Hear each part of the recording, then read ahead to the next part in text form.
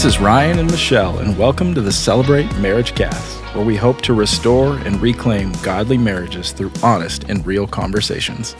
Welcome to episode 3. We are Ryan and Michelle, and it's so great to be with you here today. We are continuing with our Red Flags in Marriage series. We did a episode last week about the danger of drift and what that looks like with just not being intentional every day in your marriage, and how that drift is such a slippery slope, and how it really over time can lead to really large gaps that are really, I don't want to say irreconcilable, but really hard to get back to. Right. So being aware of that every single day in your marriage. And today we're talking, Ryan, about the second red flag, and we're going to talk about a topic of settling. And I think that term paints a really vivid picture if you just think of just like a house settling, or just even just the word settle, to be complacent. People fall into this trap of settling for an average marriage. They think that this is the way it is. This is just what I have to settle with. This is how it's always been. And the way it's always going to be is just kind of the lot that I was dealt, and I'm going to have to live with it. But we want you to understand that you have a choice, that you don't have to settle. And marriage is something that needs to be continually worked on, but you don't have to settle for an average marriage. You don't have to settle for status quo. And the scripture we picked out for you guys for today was 2 Corinthians 5. It says, "This means that anyone who belongs to Christ has become a new person. The old life is gone. A new life has begun." And I think what's so beautiful about that is that every day you have a new chance to build your marriage, to become anew. That maybe you grew up witnessing an unhealthy marriage, but that doesn't have to be the case for your marriage. Right. Like, you're created anew, and we have a new chance to do that. Yeah, absolutely. It is a choice. I really firmly believe that's a choice that we have every day to just sit, be complacent, settle for an average marriage, check out, put it on cruise control, if you will, and just let it go. Yeah. But that's what we want to talk about today. And honestly, this is a topic that really fires me up. I get really excited about this topic because I see it so often. You actually came to me and you're like, "Michelle, is this okay? I don't want to hammer too hard." And I was like, "Well, you know what? But we want this podcast to be real. We want it to be authentic." And we both agreed that, you know what, this message, we talked about it, we prayed on it, and this message is going to be, we're going to go forward with it. So yeah, absolutely. It's going to be good. Absolutely. So I kind of want to preface this. I read a book several years ago that just had a really lasting impact on me. The book is Wild at Heart by John Eldredge. And it absolutely just, I don't know, did something to me. It was really impactful. And there's really 3 core beliefs that he has. Now, that book is primarily geared more towards men. And so part of this is principles from that book that are maybe geared towards men, but I think they're really universal. Yeah, I think so too. And there is a counterpart to that. It's called Captivating. It's by his wife, Stacey Eldredge, and he co-authored it with her. And I'll talk a little about that in a little bit here too. But I think you're right, Ryan. These apply to everyone. Yeah. So part of and again, I'm not picking on you guys, but one of the things that Michelle, you said to me a while ago, and I don't remember when, but it was something along the lines of really the way that I come home will dictate the rest of our evening. Yeah.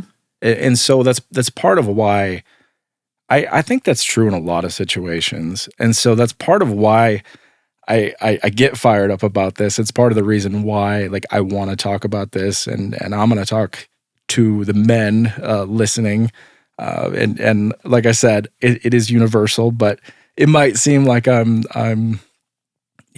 gearing this towards men, but it's just something that is really true in our household. And so I really want to just kind of dive through. There's really 3 topics that John Eldredge talks about, and it's really these three core like beliefs of the masculine heart. And we're just going to take each one and kind of dive in and kind of apply that to this topic of settling. The first one that he references is every man in his heart wants a battle to fight. Mm. That's interesting. You think of little boys on the playground, and I remember one year in preschool, I'm just going to jump in and prove this point that's so spot on. One year in preschool, Thomas dressed up as Iron Man, and I went in to help with the classroom party, and they had a class, it's primarily boys in their class. There were like 20 boys and like 2 girls. And I think all of them, except for one boy, they were all dressed up in superhero costumes. Right. I think the other one was maybe like Mario or, like a video game character, but they were all these warriors. Right. Absolutely. And I think that's who God made us to be. And so part of the as we tie this into settling, I think this battle to fight, men in particular, don't stop fighting. Don't stop fighting for the things that matter, for your marriage, for your wife, for your family. We spend so much time fighting about things that don't matter. Sure. It's almost like there's been this replacing of, I'm going to fight over this topic that really is irrelevant. Like, start fighting for your family. Yeah. Start lifting up your spouse, with your words, with your actions, with the things you do when you're in public. This is a topic that we've talked a lot about, and it's something that drives me absolutely bonkers is when I hear people degrading their wives. Yeah. Yeah, but I think women do that too. Sure. Yeah, like I'm thinking of, we're in some different sports leagues, and even, if I were to do something with my friends now, I think we've referenced this before too. Like, I don't hear a ton of it because I feel like people know that I won't tolerate that, and I'll shut it down. But to be in some different groups and circles, and to hear like the things that women are saying about their spouses, whether it's, going for an appetizer after work or whatever, it's like, it's so heartbreaking to hear some of the things that they're saying, and it's so negative. And I think one of the things that we've done in our marriage is try really hard, and not even just try, we just don't talk ill of one another. If I have something I need to discuss with you, I'm going to go to you and talk about it. But I think for 2 reasons that does damage to your marriage. First, really it's gossip and it's tearing your spouse down. But I think when you verbalize that, and when you say and you talk ill of your spouse with your friends, like, what are they going to do? Are they really going to stand up for your husband? Or are they going to take your side? They're going to take your side. And that's going to fuel the fire. You're going to get more like riled up. And it's actually, I don't think it's going to do any good unless there's like, maybe it's like an accountability type friendship where your friend is iron sharpen iron, and they're going to push back and say, look, Michelle, actually, like, did you think about it this way? Maybe Ryan didn't mean it like this when he said that. Maybe he just was saying whatever. And then I'd say like, oh my gosh, like, you're right. But in this context I'm giving, I think talking to your girlfriends and, kind of venting or whatever is so unhealthy, because it also plants that seed in your heart, and it leads to like a callousness and like a bitterness, where it just grows. Yeah, absolutely. Yeah. I think that happens often. I see it with men as well, maybe differently, but sure. The thing that drives me, and this is a topic again that we've talked about this a lot, is when I hear guys talk about like, oh, my old lady, or the ball and chain, and then like those words, it just drives me bonkers. Yeah. I just. Like, what lady actually dreams and aspires when they get married to someday be a ball and chain? Right. Right. None. Right. 0, right? Yeah. Or, I think we heard this recently. We had some acquaintances that I think it was the wife was out of town, and we're like, oh, when does so-and-so get back? And they were like, oh, sooner than I'd like, and I'm like, man, just saying those things, like maybe they were joking, but I think there was probably some weird truth in that too. And it was like cringeworthy for me, Yeah. So that's a good point, right? Yeah. So again, don't stop fighting. It is we're in a battle. I mean, obviously, I think as we see this, marriages are under attack, and I think that's inside of us. I think men and women, like, don't stop fighting.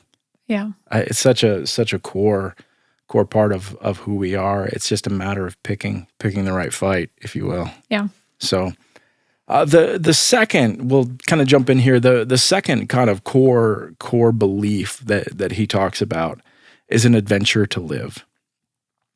And I think the question is, when's the last time you looked at your marriage as an adventure? Yeah. As something to exciting, something that is this wild quest, this wild adventure. It's so easy to check out. It's so easy you get home at the end of the day, and I get it, right? You're tired, you worked all day, to sit in front of the TV and have that be your life. Sure. We've all heard the statistics on TV watching. The thing that I want to, and again, I'm not picking on anybody, because the example I'm going to give, I love football. I absolutely love football. But if that is your weekend, if Friday, Saturday, and Sunday, all you do is sit in front of the TV and watch football, you're watching your life go by. You're a spectator of your own life. Say that again. That's good. And a spectator of your own life. Yeah, and it's just it's so easy, and again, I'm not saying that football is bad. I'm not picking on that. It's just it happens so often. Sure, or maybe when that's the norm, when that's every day. I mean, it's fun to sit and watch a movie or a show or something, but is that more often than not? Right. Yeah. I think, I was talking about the companion book to that, Captivating. It was really geared towards women. And the theme of it really is, and I'll read this first, it says, every woman longs to be romanced, to play an irreplaceable role in a heroic adventure, and to have a beauty all her own to unveil. And I think that part about playing an irreplaceable role in a heroic adventure really coordinates and complements what you said well. And I feel like in our relationship, when we do things out and about, you come alive. If we go hiking, or if we're on some kind of a quest or adventure, whatever it is, and that your adventure could be, exploring a new city, just pick a direction. We've done that before. Hey, where do you want to go? North, south, east, west, and away we go. But what can light a fire in your spouse, and then I feel like I come alive when we're on that, because I feel like you're so excited by, these adventures, and your adventure can be whatever your personalities are like and whatever your interests and hobbies are, but being a companion in that adventure. So, yeah, absolutely. Yeah. Absolutely. That's great. So the last kind of core belief that he talks about is, for the masculine side, and Michelle, I think you just said it, for the feminine side, is a beauty to rescue. I'm going to say a few things here on this topic in particular, because it's something that is, again, that I'm very passionate about. And it's some things that I think maybe a lot of men don't want to hear, but I think needs to be said. And so, the key on this that I'm going to just say is don't stop pursuing your wife. And I mean that in any and every way possible. Don't stop dating her. Don't stop connecting. Don't stop being intimate. And we talked about that last week. There's different levels of intimacy. I'm not talking just physical, but I think to speak to that, I think that's become a major problem in our society. It's a major problem with men right now, is that I think we've settled for a cheap imitation of intimacy. We've settled, and again, I'm not speaking to every man here. I'm just speaking generally of, I think a lot of men have settled for this cheap imitation, whether it being pornography, whether it being the affair. Because it's easier. Right? They stop pursuing their wife. They stop putting in work. And they settle for this imitation that God never designed. Perceivably easier. Perceivably easier, yes. Absolutely. Yeah. And so it's just it's something that I think a lot of men have done. Yeah. And it really is heartbreaking to me that's the case. Yeah, I think, Ryan, when we were talking about this in preparation for it, we talked about kind of reflecting back on our marriage. And I remember when we were dating, I had brought up the topic of, like, what do you think, like the Bible says about this and that? We were talking. I think I kind of freaked you out because I started asking these questions. You're like, oh my gosh, where are you going with this? But we talked about pornography, and I just had shared, like, gosh, that really is like harmful, when we were just dating at the time. And I remember the next day I'd come over to have dinner with you guys, and I remember you had it was almost like a fireproof moment with the movie. I don't know if the listeners have seen it, but basically, I don't know, was the husband's name Caleb? I don't know why it's coming to me, but the husband in the movie was so convicted of this. He threw his computer back in the day when there was a big laptop computer, desktop computer. He threw it out in the lawn. But it was kind of that moment where you had your laptop, you got rid of it, you changed your password, and you just were so convicted of not realizing before, wow, that really is taking away from my future relationship with Michelle. And really, like what you said, Ryan, a cheap imitation. Right. It's a cheap imitation. And it also rewires your brain too. So there's so much to it. Right. But yeah, and then as we were talking about that, the thing that I think is really important for women to understand is that if your husband then is honoring you in that way, we also need to meet their needs. We need to connect. And you had said something last night, Ryan, that I thought was so impactful. You said that, ladies, if we are rejecting our man, we are essentially forcing them into some kind of a choice of sin. Right. And I would say that, you do have a choice. It's not like I'm making you do anything, but we're really not leaving them with healthy options. Right. Right. I guess I should be careful because it's not, I think the man that is making that choice, but we need to help support them in providing, how do I want to word it? Healthy boundaries and Right. a healthy relationship context so that they can continue in that purity. Is that a good way to word it? Yeah, Do you I want to think so. expand on that? Yeah. I think, and it was a pastor. I think it's Craig Rochelle, a Life Church in Oklahoma, that said that of just really the only other option is sin when it comes to physical intimacy. And again, I know that there's different situations, and we're not diving into those specific things, but just as a general topic, I think unfortunately, I think that's a lot of what happens is I think for men as they pursue their wives, and it's rejection, that then they give up.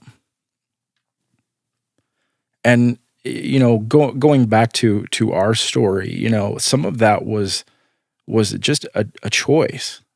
And it was in that moment, for one, I saw how much it hurt you. And two, to make a choice that I'd rather pursue you than this invitation.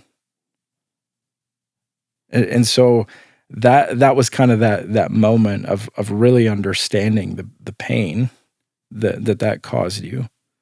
And also to make that choice of I'm not going to settle. Yeah. I'm going to continue to pursue you as long as I can, Yeah. And I think that's so important to not, men, and I'm speaking to you, is to not give up. Yeah. Because it's such an important part. It's an important part of marriage. It's an important part of what God designed, and that connection is very holy and very spiritual time. And to not give up on that. Yeah, it's good. I was trying to think about how that conversation even came up back then, but I think it was probably along the lines of like my own insecurities of body image, and like I went through a season where it was really rough. And I think I had been sharing that, and I think I'd made a correlation to like, it's so tough, like what our world puts out there, because I literally feel like I can't compete. Yeah. And that was how we got in that conversation. And you were like, oh my gosh, like I don't want you feeling like it's like you're having to compare yourself to the world, like you're Right. amazing how you are. And I think that was how it came up, like in this discussion. And that was one piece of it where I was like, I just like, so like unrealistic, like,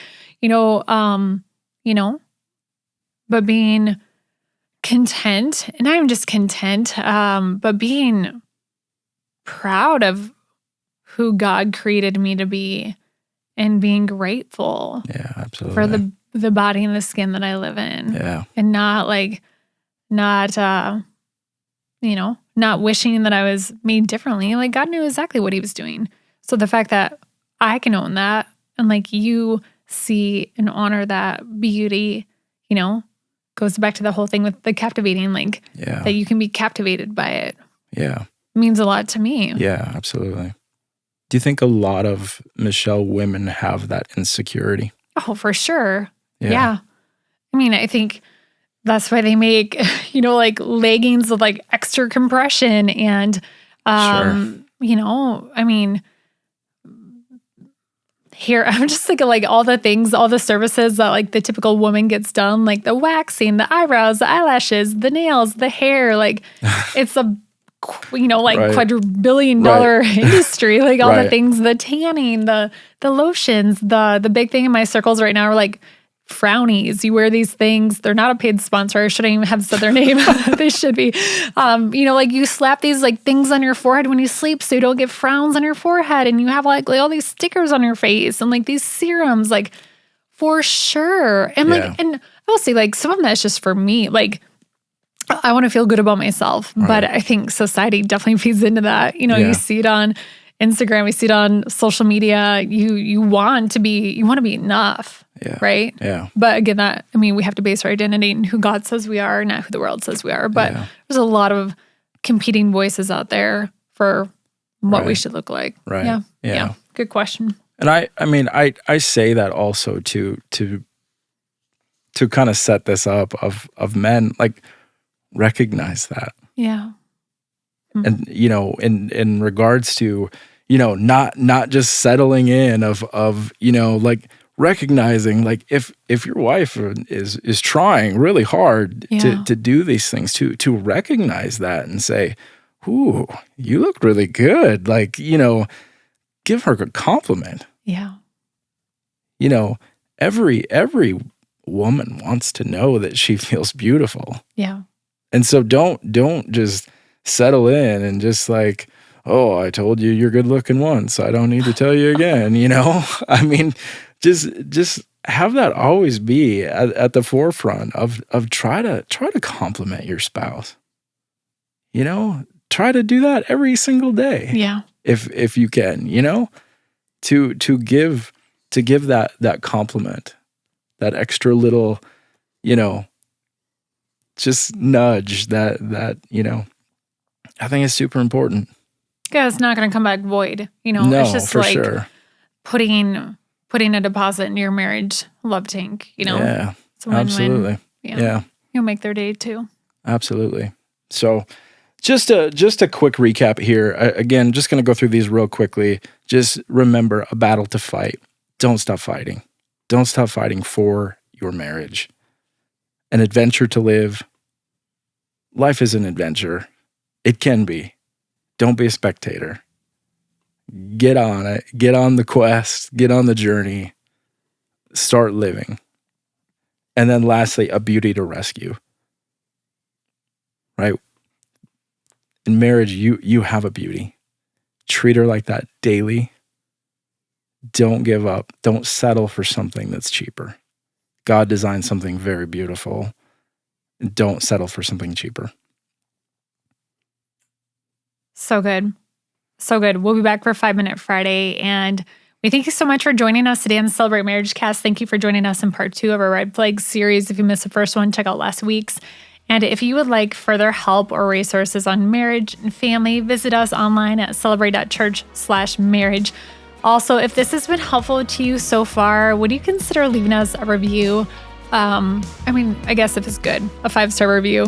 If not, I don't know, email the church. But, right. Those are so important, Ryan, right? For the algorithms and just getting seen. So if you've enjoyed the first few so far and this has been helpful, please consider leaving a review. It takes just a second. It would be so much help to us. So thank you and have a great week.